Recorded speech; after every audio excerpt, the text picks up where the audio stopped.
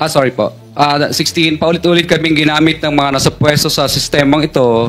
Wala kaming magawa dahil kung hindi kami makikisama, gagawa nila ng problema ang project na na-award sa amin sa pamamagitan ng mutual termination o pagkakaroon ng right-of-way problem na parehong nagdudulot ng hindi matuloy ang implementasyon ng mga proyekto.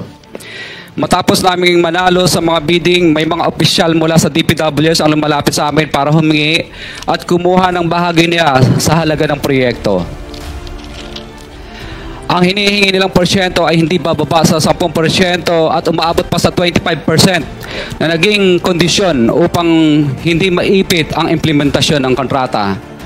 Ito ay binibigay namin sa kanila ng cash. Ang bawat transaksyon ay may karampatang voucher at ledger na nagsasaad ng mga araw at kung kailan nila ito natanggap. Ilan sa kanila ay sina Terence Calatrava, former Undersecretary of Office of the Presidential Assistant of the Visayas of the Philippines, Kong Roman Romulo of Pasig City, Kong Jojo Ang of Usmag Ilonggo Party List, Congressman Patrick Michael Vargas of Quezon City, Kong Juan Carlos Arjo Aitaide of Quezon City. Sorry po. 16, paulit-ulit kaming ginamit ng mga nasa pwesto sa sistemang ito. Wala kaming magawa dahil kung hindi kami makikisama, gagawa nila ng problema ang project na na-award sa amin sa pamamagitan ng mutual termination o pagkakaroon ng right-of-way problem na parehong nagdudulot ng hindi matuloy ang implementasyon ng mga proyekto. Matapos naming manalo sa mga bidding, may mga opisyal mula sa DPWs ang lumalapit sa amin para humingi at kumuha ng bahagi niya sa halaga ng proyekto. Ang hinihingi nilang porsyento ay hindi bababa sa 10% at umaabot pa sa 25% na naging kondisyon upang hindi maipit ang implementasyon ng kontrata. Ito ay binibigay namin sa kanila ng cash. Ang bawat transaksyon ay may karampatang voucher at ledger na nagsasaad ng mga araw at kung kailan nila ito natanggap. Ilan sa kanila ay sina Terence Calatrava, former Undersecretary of Office of the Presidential Assistant of the Visayas of the Philippines, Kong Roman Romulo of Pasig City, Kong Jojo Ang of Usmag Ilonggo Party List, Congressman Patrick Michael Vargas of Quezon City, Kong Juan Carlos Arjo Aitaide of Quezon City, Nicanor Nicky Briones of AGAP Party List, Congressman Marcelino Marcy Teodoro of Marikina, Congressman Florida Robes of San Jose del Monte, Bulacan, Congressman Leandro Jesus Madroño of Romblon, Congressman Benjamin Benji Agarao Jr., Congressman Florencio Gabriel Bemnoel of Anwar Party List, Kong Leo de Ode Tariela of Occidental Mindoro, Congressman Reynan Arrogancia of Quezon Province, Kong Marvin Rillo of Quezon City, Kong Teodoro Haresco of Aklan, Kong Antonieta Yudela of Zamboanga, Sibugay, Kong Dean Asisio of Caloocan, Kong Marivico Pilar of Quezon City. 21. Mayroon ding mga kinatawa ng ilang politiko na nakikipagtakbo sa amin upang manghingi ng porsyento kapalit ng mga porsyento ng mga proyekto. Ang mga porsyentong ito ay 25% ay pinipilit sa amin bilang karaniwang kalakaran na wala akong kakainang tanggihan. Ilan sa kanila ay sina Regional Director Eduardo Virgilio of DPWS Region 5, Director Ramon Ariola III of Unified Management UPMO, District Engineer Henry Alcantara, DPWS Bulacan First, Undersecretary Robert Bernardo, District Engineer Aristotle Ramos of DPWS Metro First, Pasig City, District Engineer Manny Bulusan of DPWS North, Manila Deo, District Engineer Edgardo C. Pingol of DPWS Bulacan Subdeo, District Engineer Michael Rosaria of DPWS Quezon Second Deo. Karamihan sa mga kawani ng DPWS na nabanggit sa itaas ay paulit-ulit na binabanggit ang delivery ng pera ay para sa kaisaldi na dapat at least 25%. Si Kong Marvin Rillo naman ay ilang beses na binabanggit ang pangalan ni Speaker Martin Romualdez bilang kanyang malapit na kaibigan. 25. Sa tuwing umiinom kami sa Wine Story, sa BGC, at sa Shangri-La Mall, sinasabi pa ni Kong Rillo na lahat ng kanyang request para sa pondo ay galing pa mismo sa unprogrammed funds at insertion na inaaprubahan ni Speaker. Ang tao ni Marvin Rillo na si Bogs Magalong ang pumupunta sa amin para kunin ang pera sa aming opisina o sa Wine Story. Si Kong Jojo ang naman lagi ring binabanggit sa lahat ng project sa kanya ay papondo ni Speaker at ni Saldico. Mataas ang hinihingi sa project, dagdag pa niya, hindi naman lahat ng pera ay para sa kanya, kundi para kay Speaker at kay Saldico. Sa lungsod ng Pasig naman, lumapit sa akin ang DPW's project engineer na si Angelita Garucha para kolektahin ang parte ni Kong Roman Romulo sa flood control projects noong number 28. Pagdating ng 2025, si District Engineer Aristotle Ramos ang sumunod na nagpakilala na bagman ni Kong Roman Romulo kung saan 30% ang kanyang hiningi ay para kay Kong Roman Romulo. Sinabihan ko kay D.E. Ramos na masyado namang mataas, ngunit sinabi niya na walang magagawa dito dahil pondo ito galing sa unprogrammed funds at insertion galing sa taas. Sa ilang pagkakataon, ang mga politiko na personal na inabutan ng halaga ayon sa hinihingi nilang porsyento mula sa proyekto. Ang pagbabayad na ito ay hindi naman kagustuhan kundi isang hakbang na ginawa namin dahil sa matinding panggigipit.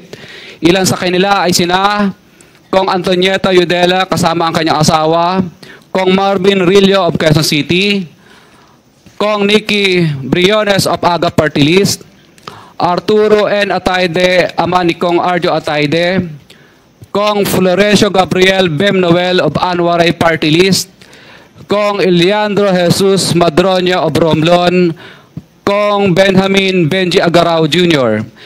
Bagamat naging matinding pagsubok ang kabawasan ng pondo na nakalaan sa proyekto, pilit at matapat naming sinusunod ang bawat espesifikasyon na nakasaad sa Program of Works na nakasaad sa proyekto ng DPWH.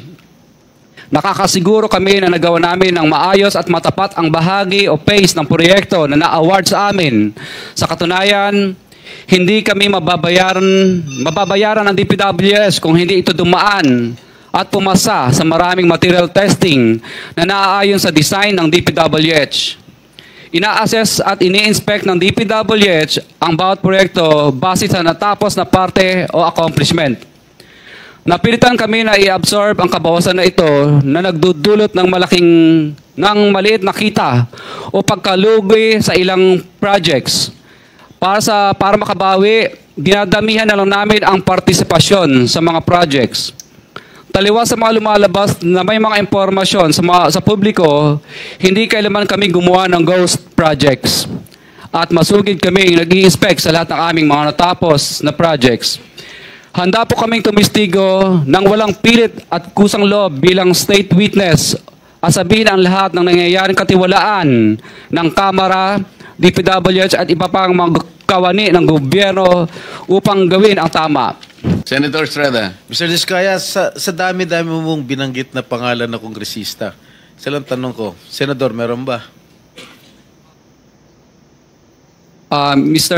Your Honor, wala po. Sigurado ka? Safe ka na. Sigurado po.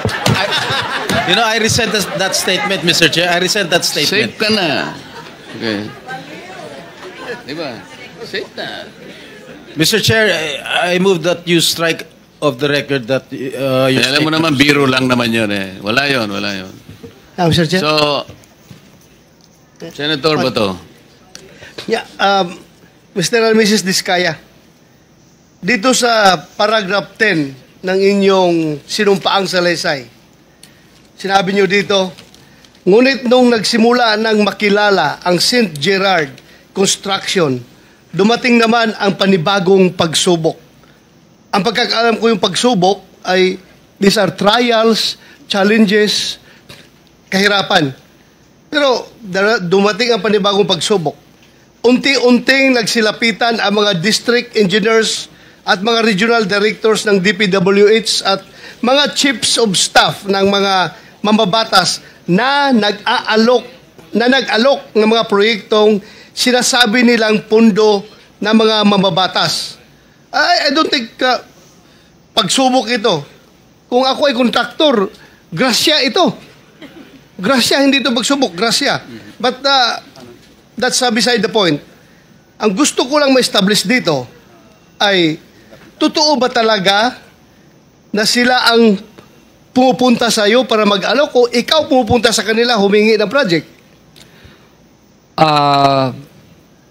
Mr. Chair, ano po, kadalasan, Which is which? kadalasan po pag lumalabang kami sa bidding, lagi po kaming talo, disqualified.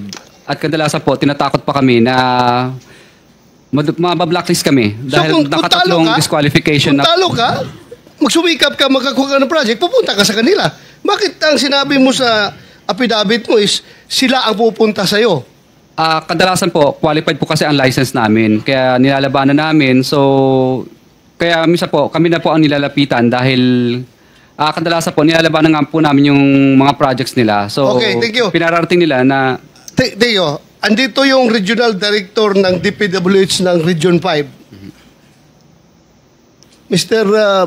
RD ng Region 5. Ikaw ba'y isa sa mga regional directors ng DPWH na pupunta kay Diskaya para mag-alok ng proyekto?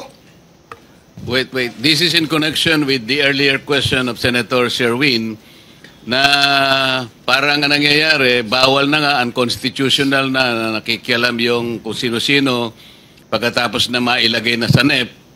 Ay binanggit mo yung pangalan na dalawa, Regional Director Eduarte Virgilio at Assistant District Engineer Henry Alcantara. So kailangang malinawan po ito kung sino ang nakikialam sa pag-execute po ng project pagkatapos ito ay mailagay na po sa batas. Continue. RD of DPWH sa Region 5. Mr. Chair, can we... yes, sir. Can you answer the question? Yes, sir. Good afternoon po, Mr. Chair. I would like to say that I do not know exactly the exact address or location of the office address of St. Gerald. I never went to that office. And I categorically say that those allegations mentioned by Mr. Diskaya, I did not receive those percentage. So, that's all, sir. But I know Be sure, you are under... Yes. Nakapag-out ka na ba? Yes. Hindi pa? Tapos na, sir. Tapos na. So, dinay mo na tumatanggap ka ng SOP from the Diskayas? Yes. Sa mga project na doon? I denied that, sir. I denied that. And for my memory, I awarded to him last year one project. And that's a road project. And for current year, I think I awarded him one flood control project. That's all, sir. Flood control? Yes, sir. Okay. Si Alcantara? Before that, you want to reply to the statement of the regional director? Kasi nasa paragraph 22, binanggit mo ang kanyang pangalan, unang-una siya. Ang mga porsyentong ito, 25%, ay ipinipilit sa amin bilang karaniwang kalakaran nila na wala akong kakayahang tanggihan. Binanggit mo si Regional Director Eduarte Virgilio ng DPWH Region 4 o Region 6. Tinatanggi niya. What do you say?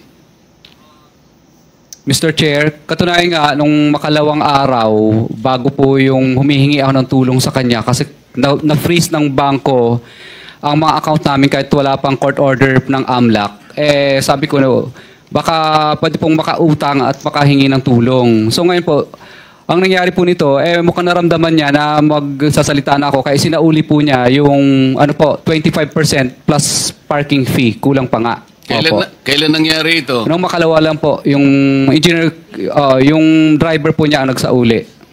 No, 3 days ago. Tapos yung pangalawa na sumunod, yung parking fee naman ang isinauli. Mr. Chair. Totoo ba, Mr. Chair? Pasagutin natin si RD kung totoo. Sinauli mo?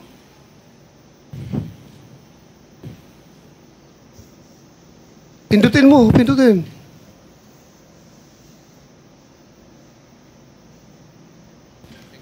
I guess, Mr. Sagutin mo kung totoo ba na sinauli mo yung 25% na SOP na binigay sa'yo.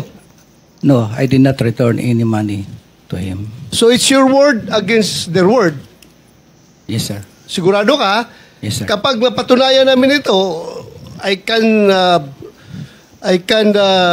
can cite you in contempt. Yes, sir. Ha? So ano? Bali yung driver po niya ang inutusan niya. Tapos... Sinong driver niya? Anong pangalan?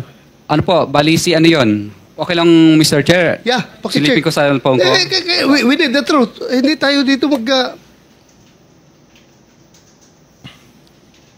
Anong pangalan ng driver mo? Arde. Bago siya magsabi, anong pangalan ng Arde mo? Siya na muna Driver mo? para Ang pangalan po niya na alam ko lang ay June, tao ni R.D. Virgilio Eduarte. Tapos kinuha naman po ng aking engineer yun, nagkita sila. Kasi natatakot na siyang ibalik sa akin sa office yung pera. Kaya nagkita lang po sila sa isang lugar. Parking yata yun, sa parking. Ano, Arde? My driver, the name is James po. James. James. Sige, James Jr. Sige, kayong pagbalik, kalimutan natin. Doon tayo sa pagbigay. Pagbigay, sino nagbigay ng 25% sa kanya?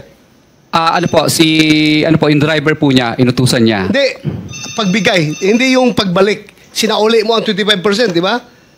Hindi, siya po ang nagsauli ng sa akin, Yes, ng pera. sinauli niya sa'yo. Opo, binalik so, niya. ngayon, dinay niya. Ngayon, dito tayo mag-concentrate sa pagbigay mo.